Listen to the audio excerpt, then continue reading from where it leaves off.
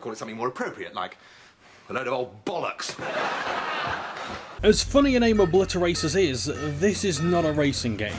If anything, it's more akin to a vehicular party game with all the mayhem and dirty tricks you'd expect from such a genre. And if the single player's anything to go by, I can imagine this being incredibly fun with friends. That's all I can say as far as multiplayer goes, because the online queue is a ghost town and nobody wants to be within smelling range of my foul fat butty boo. The only thing Obliteracers has going for it now is its career mode, containing 24 missions.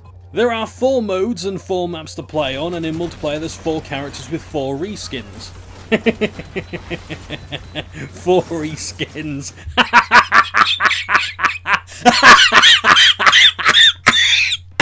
Very droll, sir. I've never heard that one before.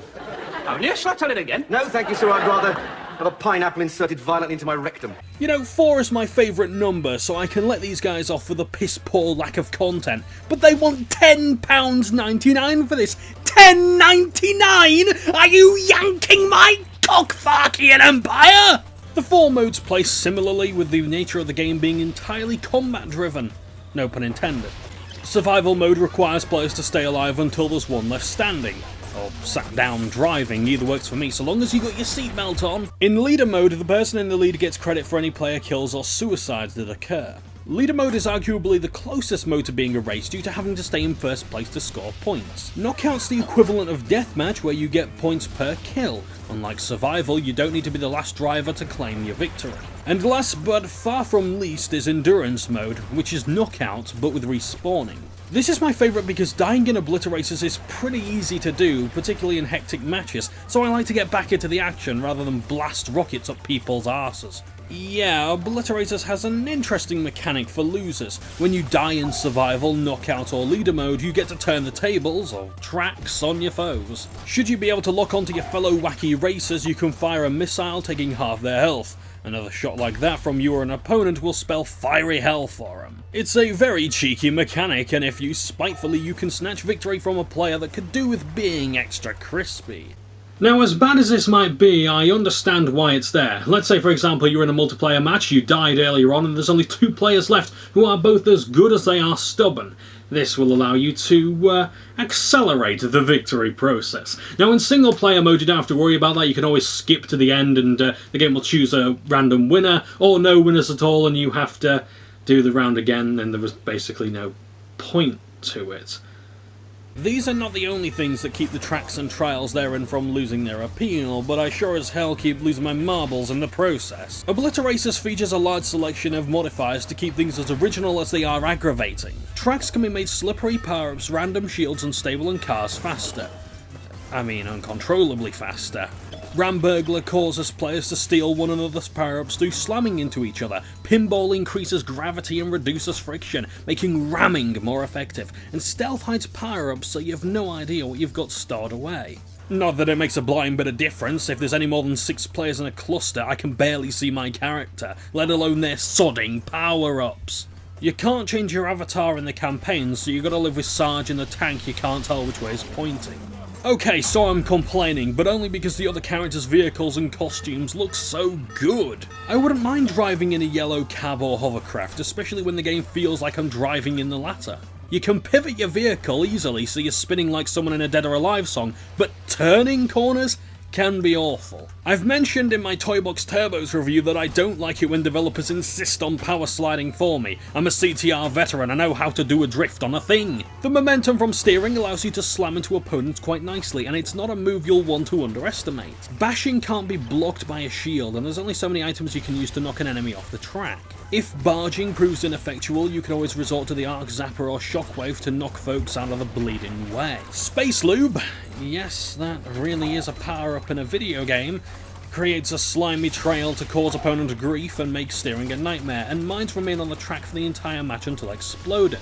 Sustained damage comes from nitrous flames and machine guns that can be fired multiple times before running out of ammo. It just doesn't really tell you how much ammo you've got left. Cool.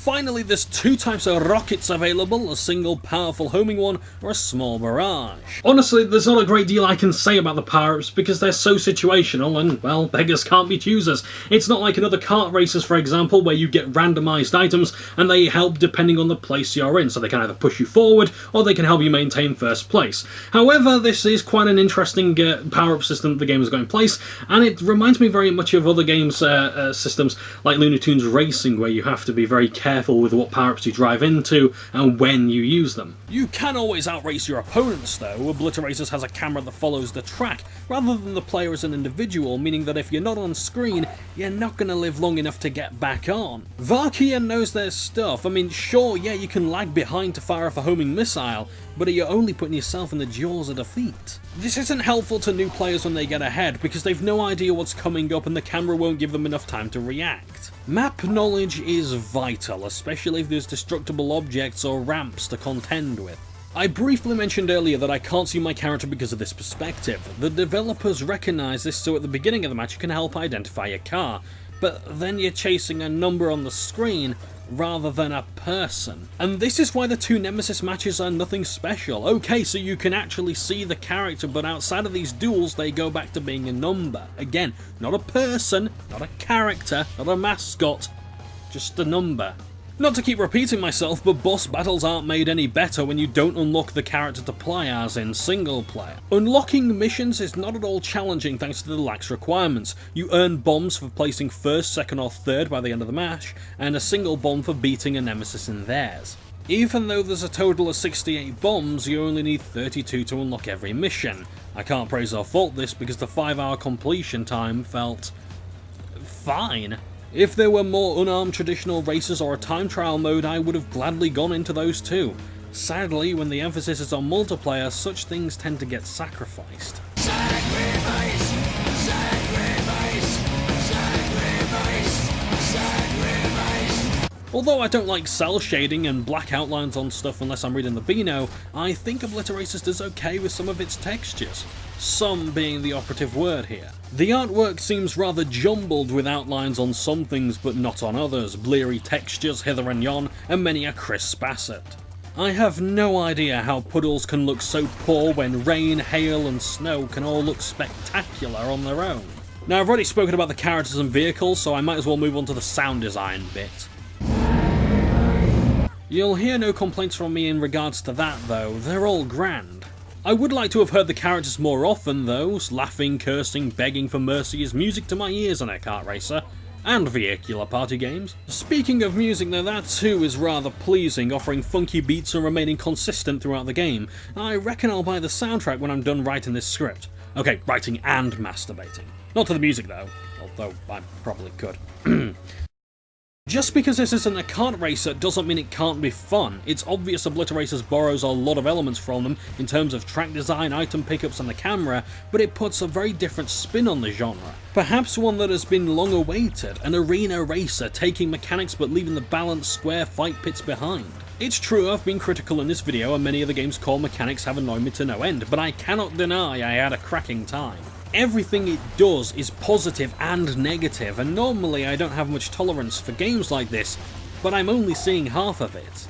I can't speak for the other half and won't lie to you out of pity for this title, but in my mind's eye I can see this being a very fun party game with friends. Sadly that time seems to have passed it by, and I'm too lazy to actually, make friends.